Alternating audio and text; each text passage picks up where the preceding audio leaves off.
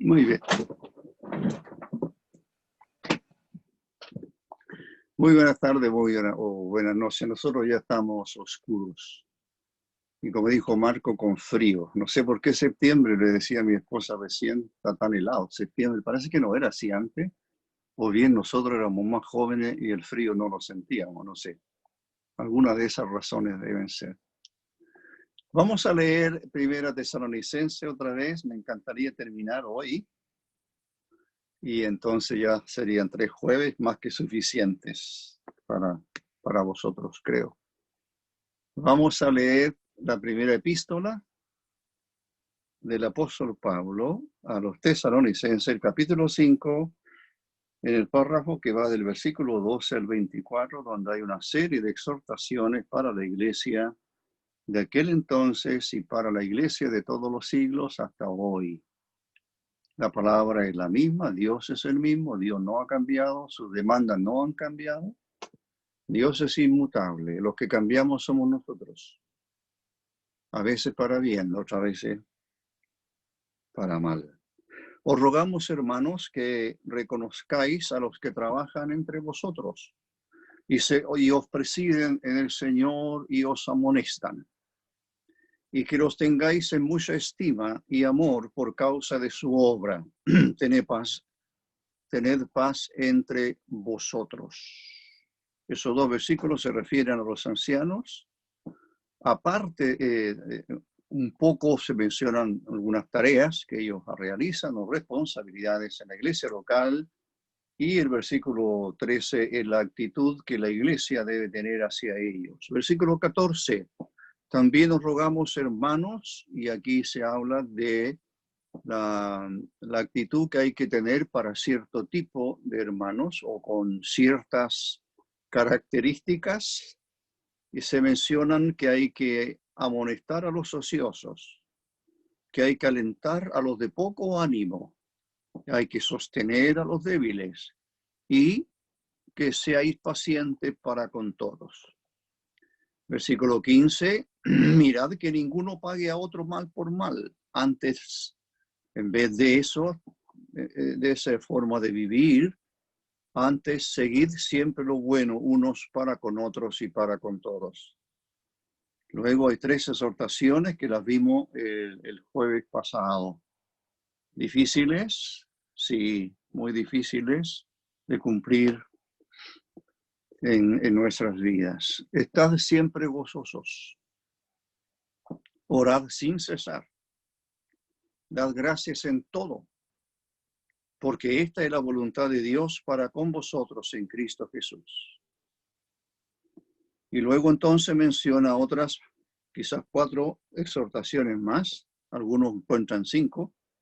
Yo creo que me quedo con 4, pero no apaguéis el espíritu, no menospreciéis las profecías, examinadlo todo, retened lo bueno, absteneos de toda especie de mal.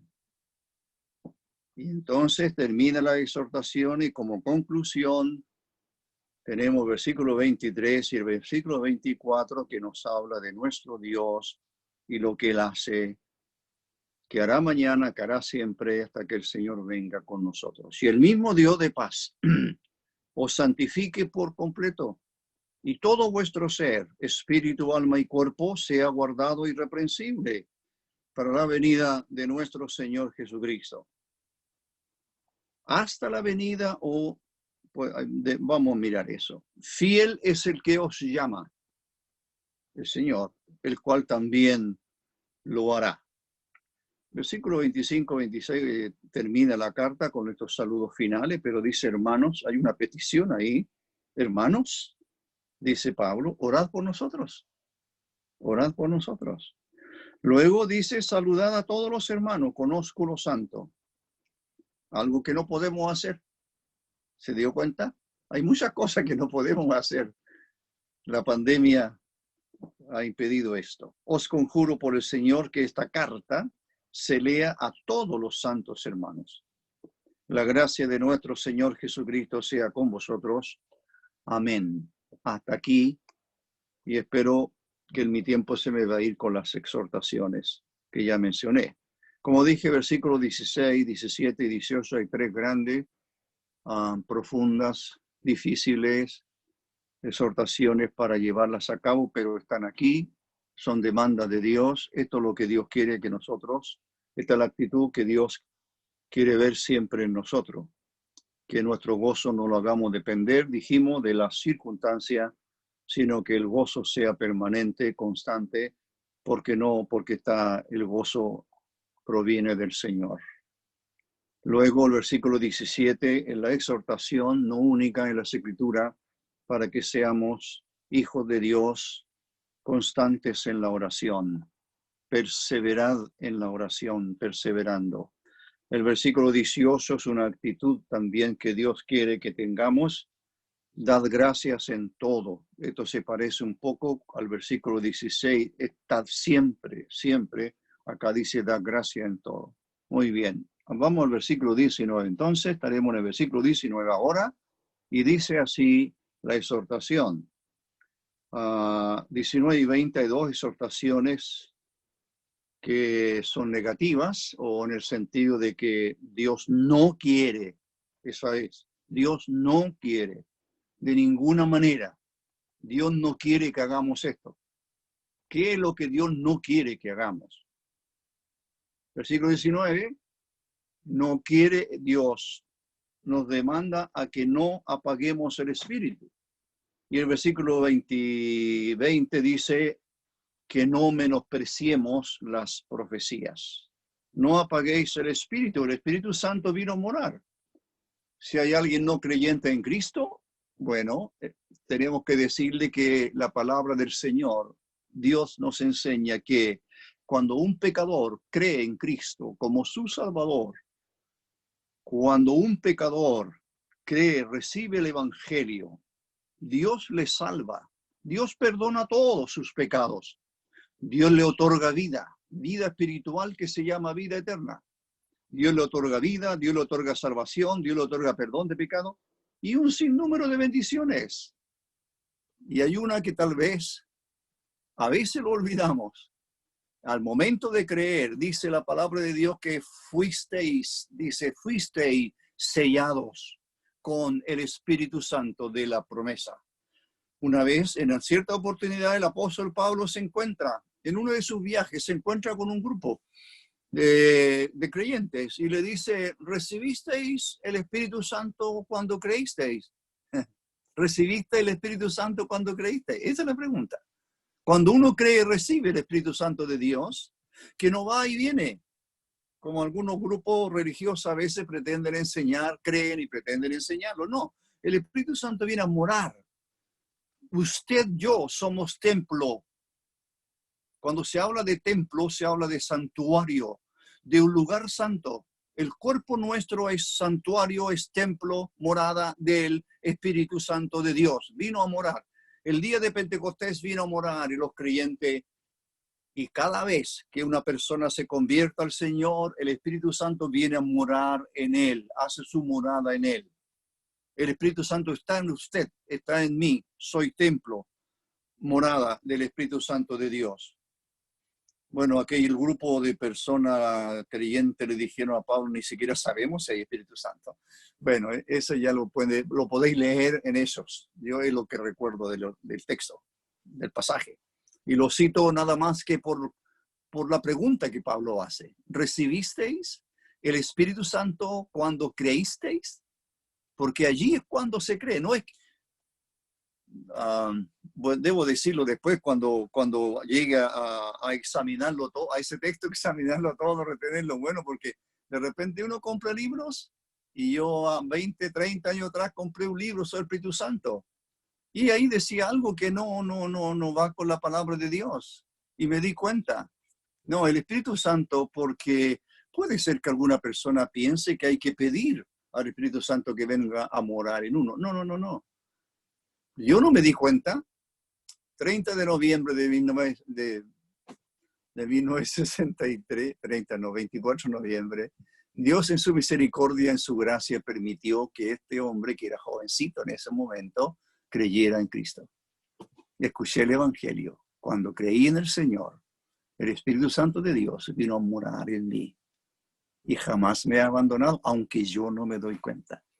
Y cuando el Espíritu Santo vino a morar en mí, yo no me di cuenta.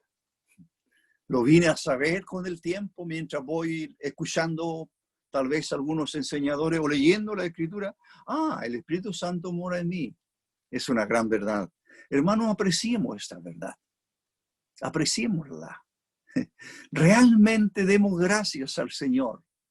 ¿Qué haríamos? Es imposible vivir sin el Espíritu Santo en nosotros. ¿Cómo podríamos ser creyentes espirituales viviendo del agrado de Dios si no es por la guía, dirección, poder del Espíritu Santo de Dios? Bueno, voy a hablar un poco más de eso, pero ¿cuál es la exhortación? No apaguen el Espíritu Santo. Así que en cierto modo uno podría concluir que aquí el Espíritu Santo es comparado a fuego, y así es, como a una llama o fuego en nosotros. Bueno, el Espíritu Santo es quien alumbra el entendimiento nuestro, pero vino a morar en nosotros. La exhortación es, no apaguen, no lo apaguen. Quiere decir, ahora cuando dice no apaguéis, la idea es, dejen de hacerlo, dejen de hacerlo. No tengan el hábito de hacer esto. Sería catastrófico para vuestras vidas. ¿Apagarlo? ¿Qué significa apagarlo? ¿Qué significaría apagar el espíritu? Si es un fuego que debe arder en nosotros para poder servir al Señor, ¿es posible apagarlo? ¿De qué manera? Bueno, apagarlo, por supuesto, es impedir que el Espíritu Santo haga su obra en nosotros. En otras palabras, es cuando el creyente, por su vida, por una vida no apegada al Señor, una vida que se aleja de las cosas del Señor, los creyentes pueden oponerse a la obra que el Espíritu Santo quiere hacer en él. No se olvide, nada podemos hacer sin el poder del Espíritu de Dios, sin la dirección del Espíritu del Señor, no podemos, imposible. Seríamos, y por eso que Gálatas ya se llegará, que el capítulo de Gálatas, cuando se habla del fruto, el martes lo mencionó, Pablo, lo mencionó, el fruto del Espíritu es.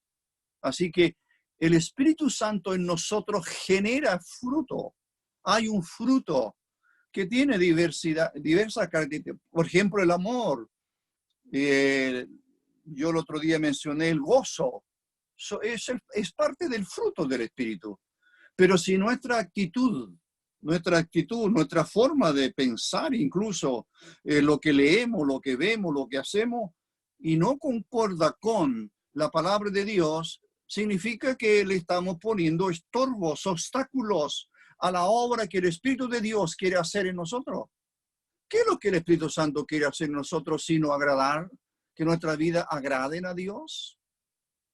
¿Es posible que un predicador del Evangelio predique el Evangelio sin la dirección y poder del Espíritu Santo? ¿Qué podría ser un creyente en Cristo, maestro de las Escrituras, si el Espíritu Santo no lo guía en su estudio personal y luego en la exposición de la palabra de Dios? Si el Espíritu Santo no nos está usando, quiere decir que nuestras obras son absolutamente producto de nuestra carne, de nuestra naturaleza. Es porque somos capaces, pensamos que nosotros lo hacemos, qué inteligente que soy, etcétera, etcétera. No se trata de inteligencia, no se trata de fuerza humana o carnal, se trata de el Espíritu Santo morando en nosotros. Así que este palabrita es un negativo muy fuerte y significa, como dije, le doy otra interpretación, otra traducción, dejen de sofocar, dejen de sofocar el espíritu continuamente, porque esa es la idea. Aquí dice, no apaguéis el espíritu, pero se refiere a una obra que el creyente podría estar haciendo constantemente, Por eso dice, dejen de hacerlo, no lo hagan más. Dejen de sofocar el Espíritu de Dios que mora en ti. Otra traducción que le puede ayudar a entender mejor la exhortación esta es, desistan, desistan en su intento por apagar el fuego. No lo apaguen, no lo apaguen. ¿Cómo lo apago? Repito, ¿cómo lo apago? Por mis obras que no agradan al Señor, por permitirle a esta naturaleza caída mía que sea más fuerte y que las cosas las haga guiado más bien por mi forma de pensar, etcétera, en vez de dejarme guiar por el Espíritu Santo de Dios. Así que Timoteo es exhortado a... no aquí. Iba a citar como ejemplo a Timoteo para entender mejor el pasaje. Timoteo es exhortado por Pablo, el apóstol Pablo, en su epístola que le escribe, le dice que no descuides el fuego de Dios o el fuego del don de Dios. Ahora, no hay dones si no son dones del Espíritu. Si cuando una persona dice, oye, este hermano, Dios lo ha dotado, tiene el don para enseñar, o tiene el don, ha sido dotado para predicar, etcétera. O hay otros dones más, por supuesto. Bueno, ese es el Espíritu Santo que está generando. Él es el que, por así decirlo, produce los dones en nosotros. Así que por eso la exhortación de Pablo es el que no apague, no descuide más bien el don de Dios que está en ti. Una traducción literalmente se podría traducir eso, enciende como una llama ese don que está en ti. ¿Qué dones tienes? ¿Qué dones el Señor te ha dado? El Espíritu Santo se puede apagar, como dice aquí. El Espíritu Santo se puede contristar o entristecerlo, apenarlo, por supuesto, por algún pecado que se comete. Los inconversos resisten, como dijo Pedro a los judíos en su predicación. Esteban, vosotros siempre resistid al Espíritu Santo. El Espíritu Santo lo resisten algunos. No se dan cuenta, y hermano, lo digo como un paréntesis o al pasar, la obra de conversión de un pecador no es obra del predicador. No es obra de Dios. Es el Espíritu Santo que obra en él, en su conciencia, en su corazón, en su mente, en todo. Es el Espíritu Santo que está obrando en él.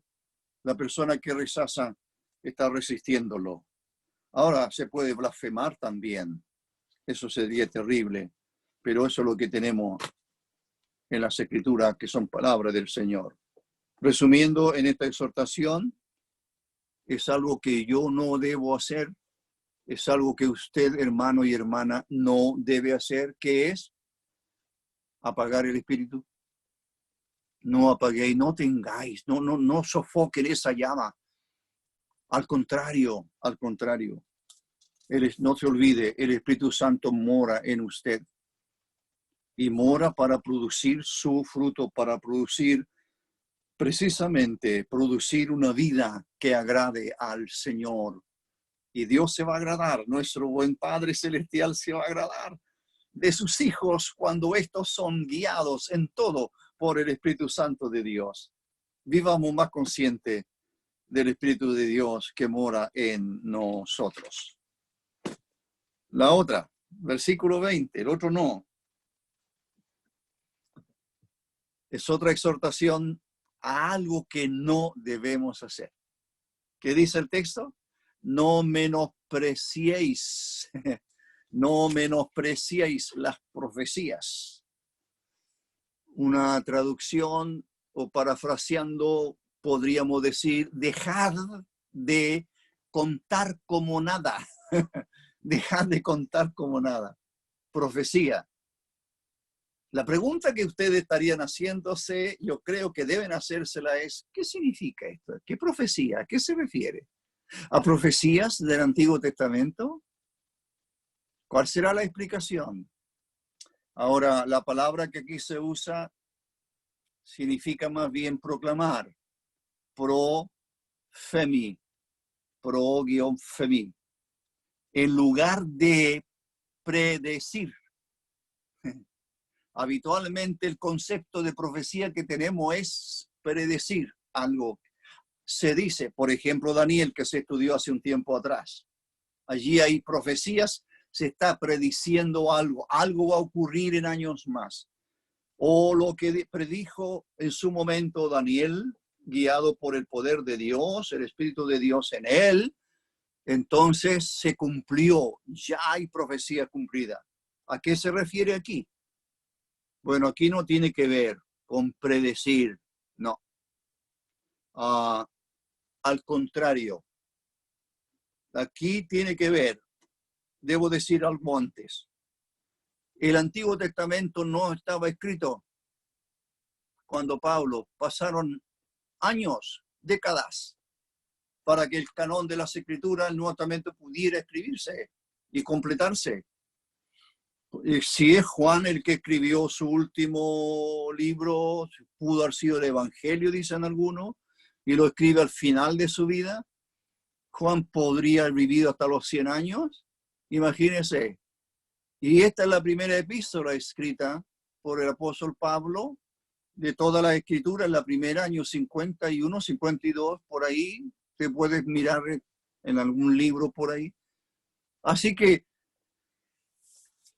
cuando la iglesia nace el día de Pentecostés y por varias décadas ellos no tienen lo que nosotros tenemos, no tienen este libro, el libro de Dios, no tienen la palabra de Dios. O sea, perdón, no tienen el Nuevo Testamento.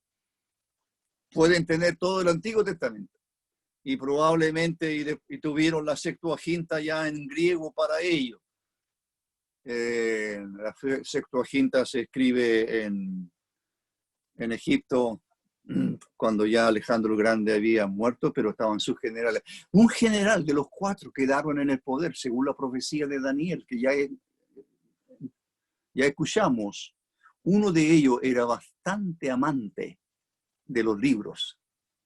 Y él fue el que fundó la gran biblioteca. ¿De dónde? De Alejandría. De Alejandría. Y entonces hizo llamar a 70 eruditos. Dicen que eran 73, pero sé que por alguna razón la versión de los 70, la Septuaginta. Por eso se llama así, pues, Septuaginta. Pero dicen que eran 70 eruditos rabinos que tradujeron del hebreo al griego. Por lo tanto, y el Señor citó la Septuaginta. Y lo que los apóstoles citan acá es la Septuaginta. Y especialmente cuando Pablo predica a gentiles, no le va a llevarte al vez en hebreo, puede llevarles en griego la palabra. Pero no tienen el Nuevo Testamento, ahí yo voy. ¿Por qué lo estoy llevando a este terreno? No quiero que se confundan. ¿Por qué? Para que entendamos qué significa esto de no menospreciéis las profecías. No menospreciéis las profecías. Evidentemente, no cabe duda, y así creo que fue en otras iglesias, había un menosprecio. Corinto, los tesalonicenses también parece, hubo una actitud de menospreciar las profecías y darle importancia a otros dones y no al don de profetizar. Los profetas, según Efesios 5, fueron una necesidad. No voy a buscar el texto, pero a ver, citémoslo de memoria, usted se lo sabe. Dio dones a los hombres y puso, ¿no es cierto?, unos apóstoles. Al final dice profetas y pastores y maestros, y antes dice profetas. ¿Cuántos son? 5. Aunque algunos dicen que pastor y maestro podría ser uno solo, serían 4. Apóstoles ya no existen, profetas ya no existen, Pero hubieron profetas en la iglesia primitiva, en la iglesia. No estoy hablando del Antiguo Testamento. Olvídese de Isaías, de Ezequiel, olvídese de Jeremías, olvídese de todos ellos en el Nuevo Testamento. Cuando nace la iglesia, ¿habían profetas? Sí, por supuesto. ¿Qué dice Hechos 17? Iglesia fundada por creyentes que fueron arrancando, huyendo de la persecución grande que hubo en Jerusalén, en toda Judea, Galilea, y se huyeron y pasan a la isla de Chipre y llegan a Antioquía y predican a la gente. Creyentes, por así decirlo, anónimos. Bernabé va allí y después va a buscar a Saulo, y ese fue el primer trabajo de Saulo. ¿Sabe dónde? ¿Dónde se ejercitó Saulo? En Antioquía, la primera iglesia gentil, con Bernabé. Pero el capítulo 13 de Hechos dice lo siguiente: había en la iglesia en Antioquía profetas y maestros. Profetas y maestros. ¿Y menciona a cuántos? A 5. Entre esos 5, Bernabé y Saulo. Y el Espíritu Santo habla y dijo: apartadme a Bernabé y a Saulo para la obra que los he enviado. ¿Cómo habló el Espíritu Santo de Dios? ¿Escucharon una voz del cielo? ¿O más bien fue uno de los profetas que habló? Me inclino por eso. Así que los profetas fueron una necesidad en el inicio de la iglesia, en la formación de la iglesia, en la solidez de la iglesia. Para que los creyentes fueran edificados, fue necesario el don de profecía. Algo más. El famoso, se llama así, pero no es, el nombre no estoy de acuerdo, pero dice el Concilio de Jerusalén. Y cuando termina todo ese concilio así llamado, se escriben cartas para las iglesias gentiles. Y las enviaron aparte de Pablo, de Bernabé y Pablo, enviaron unos creyentes de allí de Jerusalén, entre ellos el que llegó a ser el reemplazante de Bernabé como compañero de Pablo. ¿Quién es? Sí, ese mismo. ¿Verdad? Silvano o Silas. ¿Pero por qué cito eso? En Hechos 15, como ellos, Silas y otro que iba, también eran profetas, cuando llegaron enseñaron a las iglesias gentiles, porque eran profetas. ¿Qué profetas? No exactamente como el Antiguo Testamento, sino que eran hombres dotados por Dios para que enseñaran, recibieran de Dios enseñanza y la impartieran.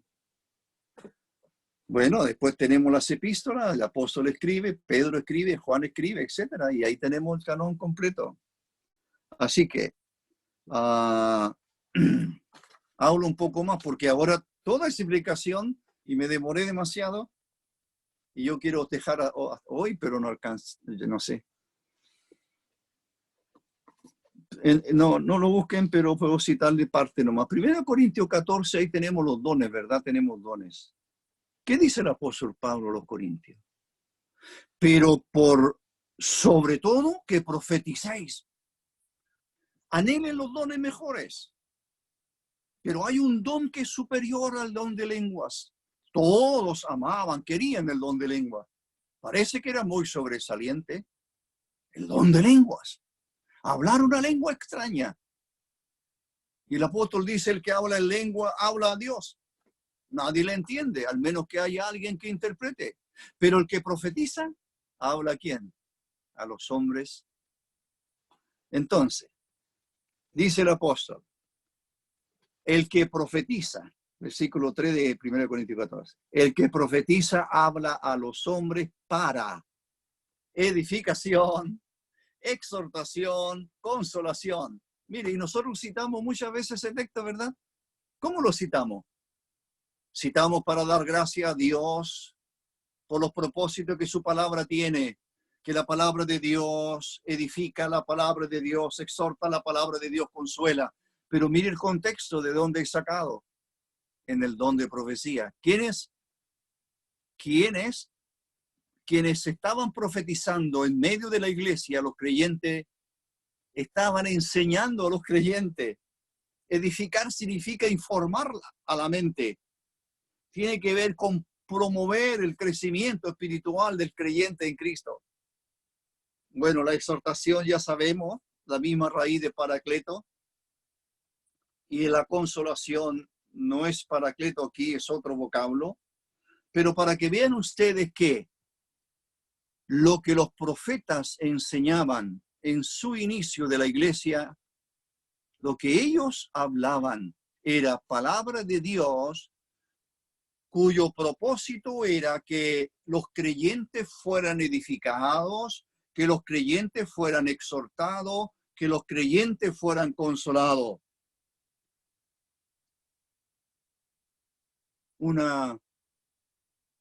A nosotros hoy no tenemos profetas, porque el Nuevo Testamento y todo el canon de la Biblia lo tenemos completo. ¿Qué necesitamos, hermanos? ¿Qué necesita la iglesia? Maestro. Maestro. Un maestro será uno que dedique tiempo, horas y horas y horas a estudiar la palabra de Dios y la enseñe. Si Dios lo ha dotado y lo ha capacitado para eso, entonces Dios va a estar con él mediante su espíritu, iluminando su mente, abriéndole las escrituras, y luego él podrá enseñar a la congregación. Y va a enseñar para que la congregación sea edificada, y va a enseñar para que la congregación sea exhortada, sea consolada. Lo que el apóstol Pablo está diciendo aquí a los creyentes en Tesalónica es: no menosprecien la profecía. No la menosprecien. No menosprecien la enseñanza que ese hombre, profeta, un hombre dotado por Dios, les está enseñando. Ese hombre dotado por Dios está enseñando palabra de Dios. ¿Cómo pueden menospreciar la profecía? ¿Cómo pueden tenerla en nada? Como diría el original, creo, ponerla en nada. Quizás por atender más otros dones, como el don de lenguas, eso iba en desmedro de la profecía. Hermanos, para nosotros hoy tenemos la palabra de Dios. Hoy tenemos la enseñanza. No podemos congregar, lo hemos dicho miles de veces, no podemos congregarnos como quisiéramos. Pero, repito otra vez más, nunca habíamos enseñado tanto la palabra de Dios como en estos tiempos de pandemia. Nunca. ¿O sí? Yo viajé anoche. Les voy a decir a dónde viajé. A California. Y ahí estuve con ellos, con los hermanos. Algunos los conozco de años y a otros muchos nuevos, por supuesto, no los conozco.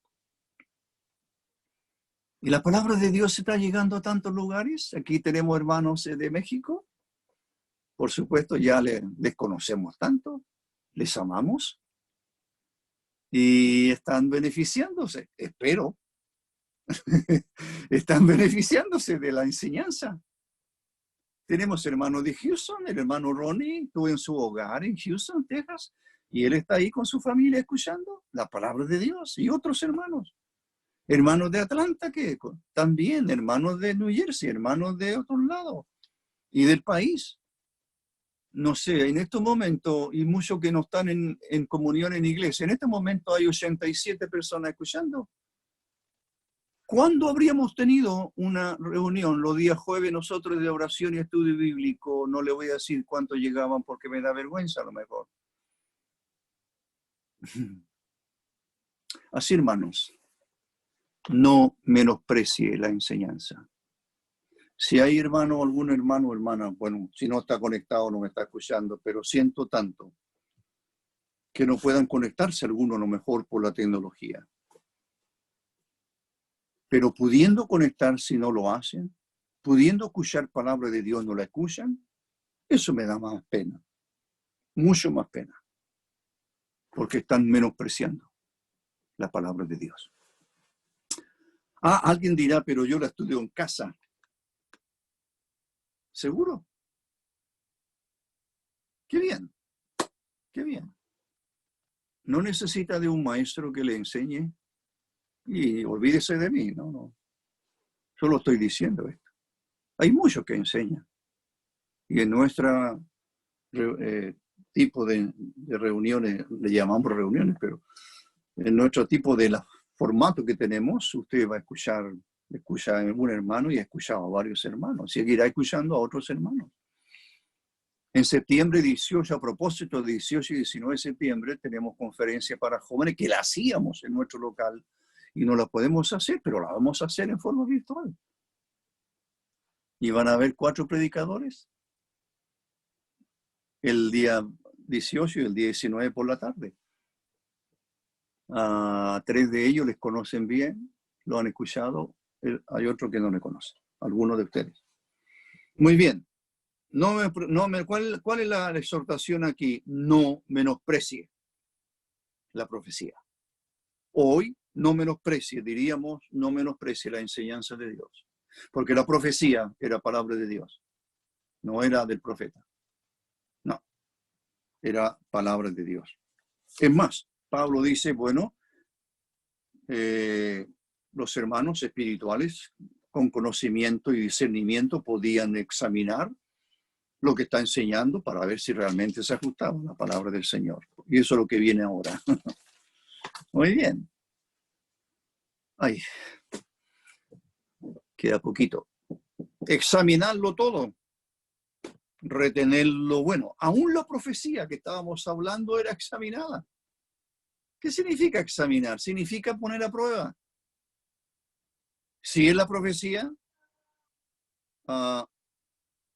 hay que examinarlo todo. Todo lo que se escucha, todo lo que se lee, y hay que compararlo con la palabra de Dios para determinar si es de procedencia divina. Alguien al respecto escribió algo así como que el creyente no tiene que tragar todo. El creyente tiene que tener discernimiento. Pero ese discernimiento se lo da el conocimiento de la palabra del Señor. El texto es examinarlo todo. Así que, hermanos, cuando decimos, yo cité un libro, aquí hay muchos libros. Muchos de ellos a lo mejor tienen uno que otro error. Claro. ¿Por qué me puedo dar cuenta? Solamente si puedo tener el conocimiento adecuado y el discernimiento adecuado para, si estoy escuchando a alguien predicar, entonces puedo decir, este hermano o este predicador está diciendo algo que no es ese el significado de la enseñanza de la palabra. Entonces, examinarlo todo, hay que examinar todo lo que se escucha y todo lo que se lee y compararlo, por supuesto, con la palabra de Dios. No puede ser de otra manera. Cada creyente en Cristo es responsable por lo que oye, es responsable y debe tener la capacidad. Pero esa capacidad, ese discernimiento, solo se lo puede dar la bendita palabra de Dios siempre y cuando ésta se lea y se estudie. ¿Ya? Hay muchos predicadores, cuidado. Con esto de la tecnología aparecieron, pero una gran cantidad de predicadores. ¿No es cierto? Antes de la pandemia. Ya en YouTube yo he escuchado a muchos predicadores. Hay algunos que me agradan escucharlo, pero hay otros que estoy escuchando y entonces empiezo a desechar. Hay hermanos que me preguntan, estoy escuchando a tal predicador, ¿qué le parece? Ah, sí lo he escuchado, no me parece muy bueno. Creo que no te va a decir mucho. O a veces puedo decir, es bueno, yo lo escucho y creo que dicen, está enseñando bien, aprovéchalo. Qué bueno. Hay muchos medios para aprender de la palabra del Señor, pero no se olvide, ¿qué dice el Señor aquí? Examinarlo todo. Luego, cuando esta palabra examinar no la expliqué, pero significa comprobar, significa examinar, probar con el objeto de aprobar. repito, significa probar con el objeto de aprobar. El creyente no debe ser crédulo o incauto, mejor incauto en vez de crédulo. Escucha, escucha. Por eso que cuando yo era joven escuché una vez a un maestro decir que los creyentes éramos animales rumiantes. Yo dije, qué raro, los bueyes son rumiantes, etcétera, ¿verdad? Cuando niño yo veía los bueyes y comían, pero después al rato, a la hora, estaban, qué raro, ¿por qué están? Eso se llama rumiar, porque ellos devuelven el alimento y lo mastican, lo mastican. Entonces, por eso que un creyente dijo, los creyentes deberíamos ser rumiantes, animales rumiantes. Tragas, pero tienes que después empezar a rumiar, a masticar aquello, desecharlo, desecha lo malo, retén lo bueno, examinarlo todo, dice el texto, examinarlo todo, retened lo bueno. Hay cosas que desechar. Discierne lo que escuchas. Por supuesto, yo puedo decir algo que no es correcto. Tú tienes que discernir la enseñanza. Lo que se descubre que es bueno. Eso que tú descubres es bueno, que está en armonía con la palabra del Señor. Eso es lo que debe ser retenido. Eso debe ser retenido. Examinarlo todo. Comprueba, examina, prueba con el objetivo de aprobar. Después agrega en el versículo, ahora vamos al examinarlo todo, retener lo bueno, o versículo 22 y ya son casi 5 para las 8. Me quedan 5 minutos. Muy bien. Absteneos de toda especie de mal. ¿Qué significa abstenerse? Una traducción podría ser alejarse de algo. Ya sabe lo que es abstenerse, ¿verdad? No voy a hacer esto, me abstengo. Me abstengo de. La palabra significa aléjate de, aléjate. Guárdate de eso, guárdate de no hacer aquello.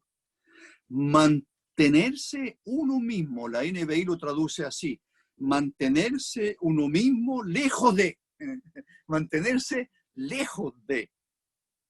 Evitar o evita toda clase de mal, toda clase de mal. La palabra mal, poneros, mal. Este mal, por supuesto, en activa oposición a lo bueno. Toda apariencia, mire de cómo dice el texto, ha tenido de toda especie, porque el mal a veces viene camuflado como algo bueno, algo malo viene camuflado como algo disfrazado, como algo tal vez bueno. Oye, esto me parece bueno. Eso hizo Eva en Edén, ¿verdad? Vio que el árbol era bueno para comer. Bueno, en realidad era bueno. El árbol tiene que haber sido, Dios lo había creado, lo puso allí. Y ese es atraída. Toda apariencia o visible forma de maldad debe ser evitada por el creyente en Cristo. Y una de las más grandes males de todos los tiempos, y tal vez mucho más ahora, es la falsedad. Es la falsa doctrina o el error. El error que se presenta atractivo, pero es mala doctrina. Absteneo de toda especie de mal. Examinarlo todo, retener lo bueno. Absteneo, dice la última, absteneo de toda especie de mal. Absteneo. Examinarlo todo, retener lo bueno, como ocurre con la profecía. Y la última, el 22 que estaba hablando, es abstenerse de toda especie de mal. El mal siempre será una amenaza, siempre es una amenaza que se infiltra. No te das cuenta, no me doy cuenta cómo el mal, algún mal escondido llega a mi vida. también a las iglesias y hace tanto daño. Toda especie o forma de mal. El mal es muy sutil, hermano, es muy sutil. Y no nos damos cuenta. Cuando nos damos cuenta, ya es demasiado tarde. Absteneos de toda especie de mal. ¿Qué me queda? Tiempo casi nada. Me quedan como 2 minutos. Versículo 23 por lo menos lo leo. Y el mismo Dios de paz, bueno, hay 4 exhortaciones, no se olvide. No apaguen el espíritu, hermano, no apague el espíritu que mora en usted. No lo estorbe, no le ponga obstáculo, que transforme su vida. Déjelo obrar. No menosprecie las profecías, al contrario, ame la palabra del Señor. No menosprecie la profecía, la enseñanza. Examine todo, examínelo todo. ¿Para qué? Para retener solamente lo que es bueno. Sea un examinador de lo que escucha, de lo que ve, de lo que oye. Absténgase de toda especie de mal. Y el mismo Dios de paz os santifique por completo, dice el 23. Esta es una petición, esto es lo que Pablo desea. Esto es lo que el apóstol desea para la iglesia, para sus hermanos, para todos los creyentes. Eso es lo que yo quiero para vosotros, eso es lo que yo quiero para mí. Que el Dios de paz os santifique por completo y todo vuestro ser, espíritu, alma y cuerpo sea guardado irreprensible hasta la venida o para la venida de nuestro Señor Jesucristo. El Dios que por naturaleza es paz. Qué interesante cómo se llama al Señor, el Dios de paz. El Dios que por naturaleza es paz. Él os santifique por completo. La santificación es una obra permanente que Dios hace o quiere hacer, no se olvide, quiere hacer siempre en nosotros. No termina, continua. Él nos declaró justo y somos santos, pero la santificación es diferente. Él os santifique por completo, es decir, Él os separe siempre para Él. Santificar algo significaba apartar algo y dedicarlo exclusivamente para Dios. Todo vuestro ser, espíritu, alma y cuerpo sea guardado irreprensible hasta la venida del Señor. Y no alcancé a terminar el pasaje, pero lo dejamos hasta ahí. Vamos a orar. Padre nuestro, te damos gracias, Señor. Bendito tú, glorioso Señor nuestro, te damos gracias. Gracias por darnos tu palabra. Señor, que no caigamos en estos pecados, porque realmente es un pecado apagar el espíritu. Es un pecado menospreciar la profecía. Al contrario, oh Señor, que amemos tu palabra más y más y más. Que no nos detengamos en estudiarla, atesorarla, guardarla, meditarla. Dejarnos guiar por tu Espíritu siempre.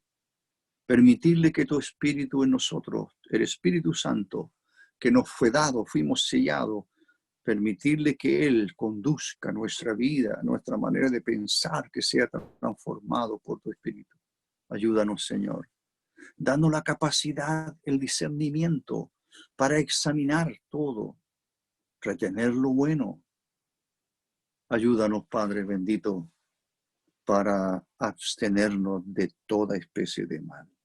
El mal que se disfraza como bueno, a veces lo bueno o malo disfrazado como bueno, atractivo. Danos la capacidad, discernimiento para darnos cuenta que realmente es un mal disfrazado de bien. Padre eterno, bendice a todos quienes se han congregado. Te damos gracias en el nombre del Señor Jesucristo. Amén. A ver,